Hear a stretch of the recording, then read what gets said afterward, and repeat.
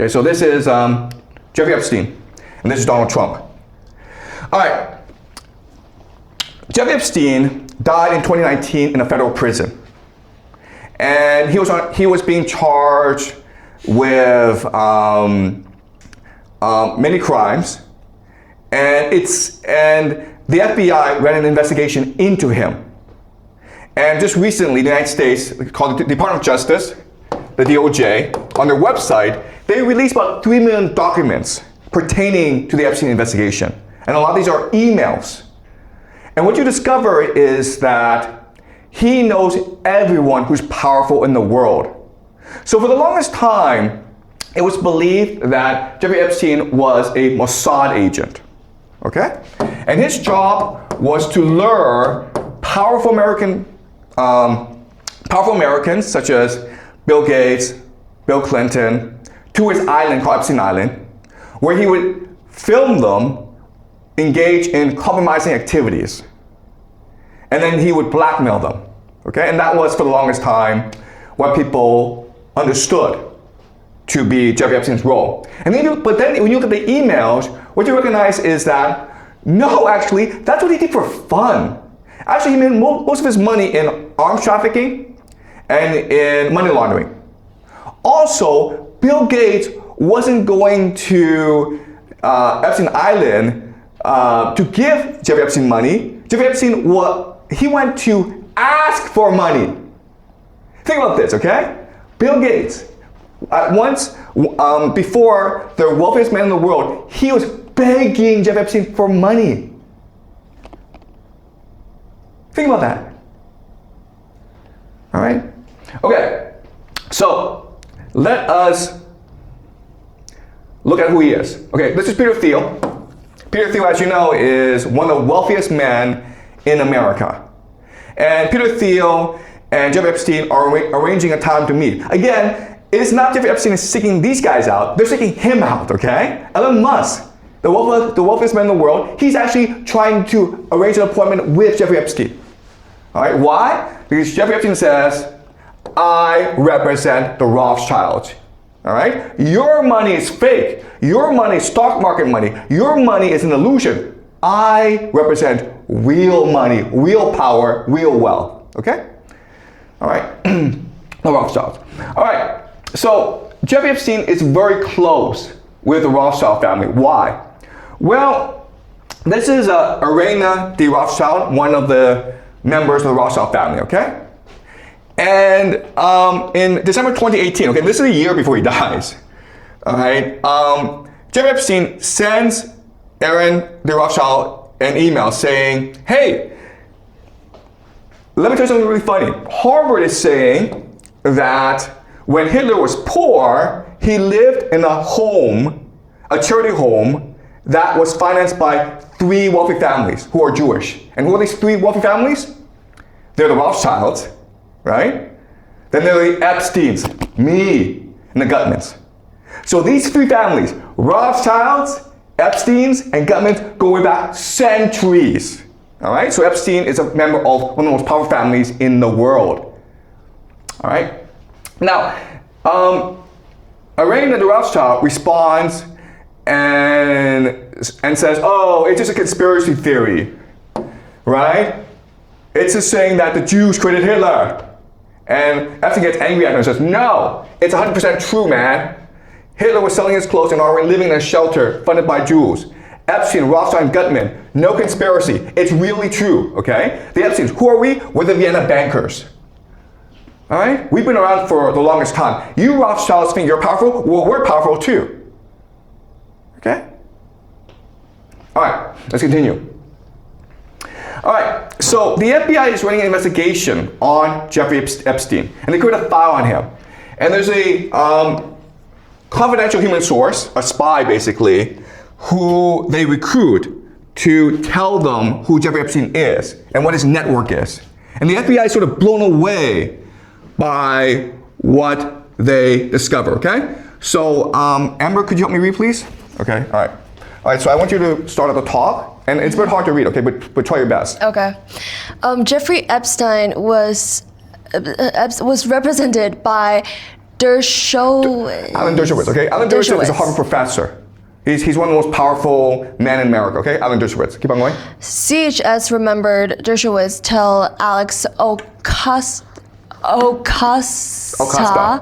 U.S. Attorney of Southern District of Florida at the time, that Epstein belonged to both U.S. and Allied intelligence services. Okay, so in 2008, Epstein was arrested in Florida for doing inappropriate behavior, okay?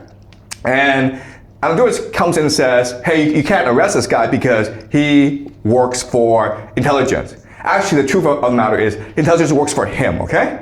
Keep on going. CHS shared phone calls between Dershowitz and Epstein during which he/she took notes. After these calls, Mossad would then call Dershowitz to debrief. Epstein was close to the former Prime Minister of Israel, Ehud Barak, and trained as a spy under him. Barak believed Netanyahu was a criminal. Saudi Arabia, Israel, and the United Arab Emirates are allied against Qatar, Turkey, Iran, and Syria. That's not okay. All right. So here it says that Epstein worked for Mossad. That's not true, okay? All right, so you look at Epstein's life. He actually started his career at Dalton. Dalton is one of the most prestigious elite schools in America. That's where all the most powerful, wealthiest families send their children, okay? He was hired as a teacher. Then he went to work for Bear Stearns, which is a financial firm, and there he learned finance. But then he went to work for Doug Leese. Who is Doug Leese? Doug Leese is an arms trafficker involved with Iran-Contra, okay? So he's one of the biggest global arms traffickers in the world. And then he started to work for Barak, who is the prime minister or the former prime minister of Israel.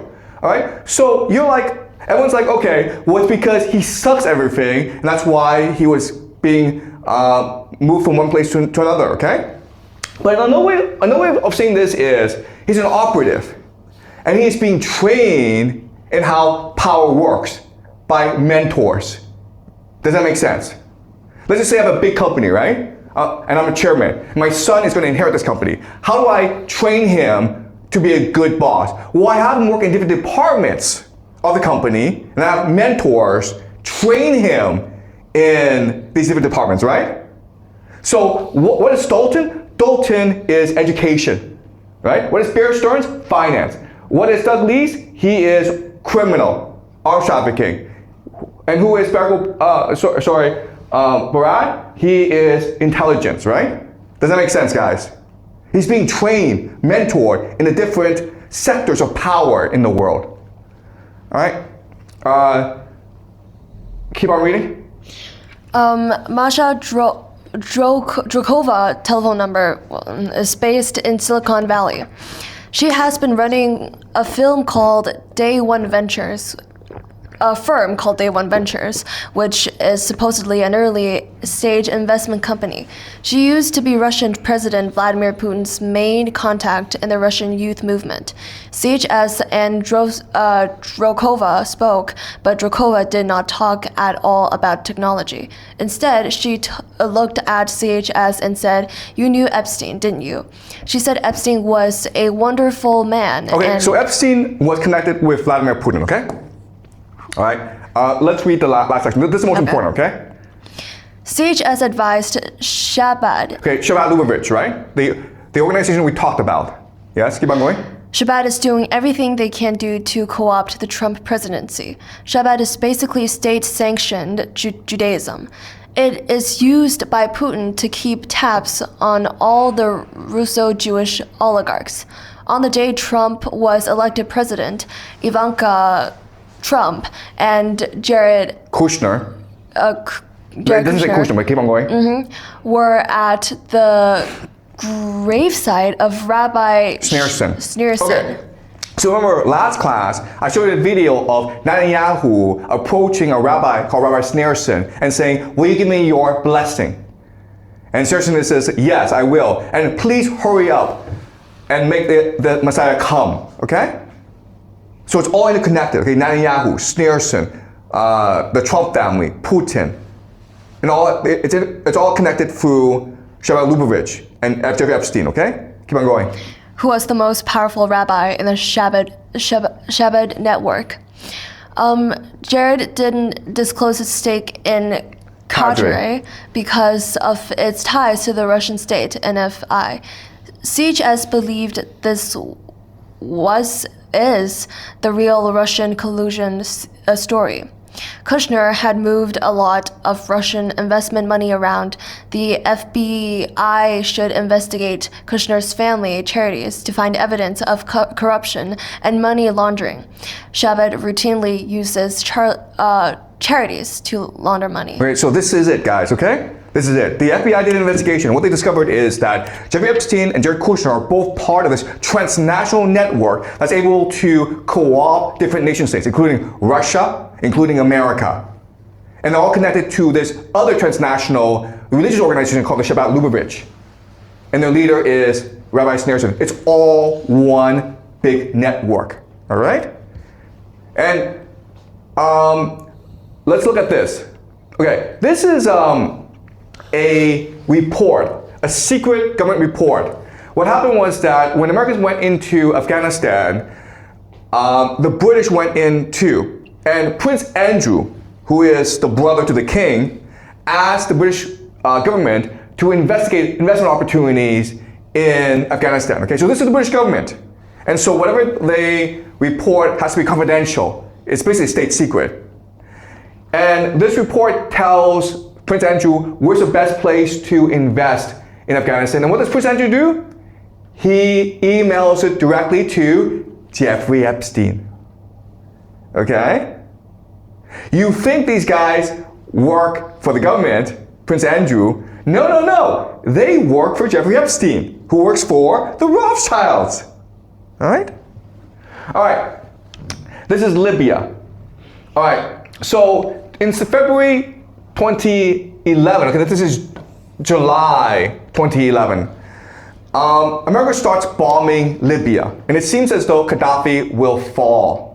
And already Jeffrey Epstein and his friends are discussing how to make money out of this, right? Because they know that Libya has many assets frozen in American banks. So once a new government comes into place, then this new government will want the money back, right? And Jeffrey Epstein and his friends are like, let's do this for them and get a commission, right? Can you read? Understood. Remember, there are already 80 billion in frozen funds/assets internationally, of which $32.4 billion is in the US, and it is estimated that the real number is somewhere between 3 to 4 times this number in sovereign, stolen, and misappropriated assets. So if we can identify/recover 5% to 10% of these monies and receive 10% to 25% as compensation, we are talking about billions of dollars. But the real carrot is if we can become their go-to guys, because they plan to spend at least $100 billion next year to rebuild their country and jumpstart the economy. Also, remember, Libya is a rich country, as its population is 2 million less than the city of New York, and it has the 9th largest crude oil and natural gas reserves on the planet, and a literacy rate of almost 80%. Okay, do you guys understand what's happening, okay? These are parasites. They look at geopolitics and they're like, how can we take advantage of geopolitical events to make the most money for ourselves? All right?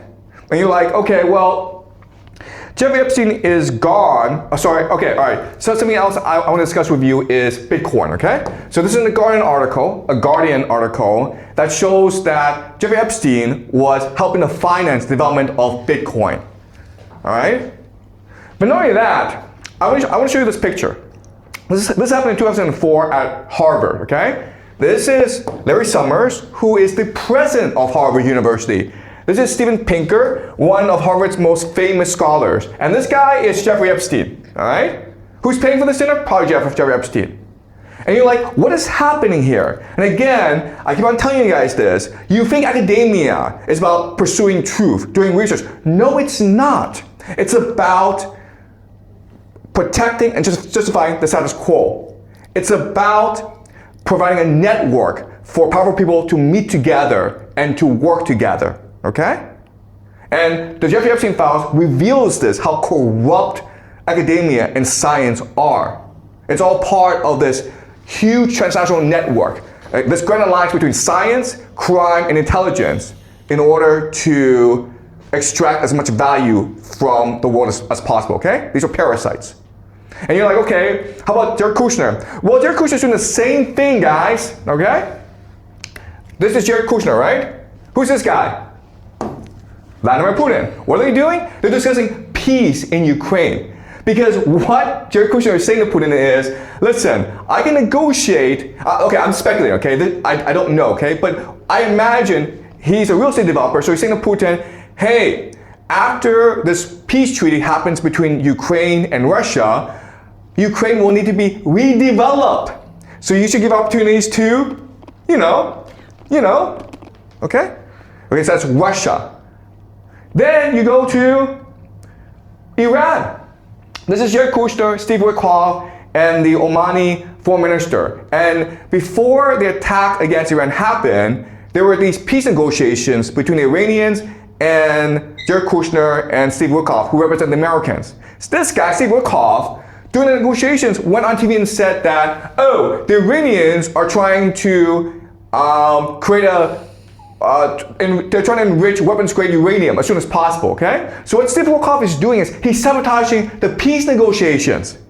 These guys are negotiating with the Iranians not to create a peace treaty, but to create a justification for war. All right?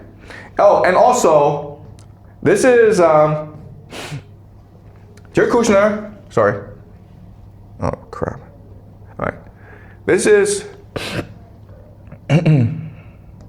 Jared Kushner, this is Steve Witkoff, and this is Benjamin Netanyahu. What are they doing? They're discussing peace in Gaza. Why? Because after peace happens in Gaza, Steve Witkoff and Jared Kushner are going to lead a real estate team to develop Gaza into these luxury villas, guys.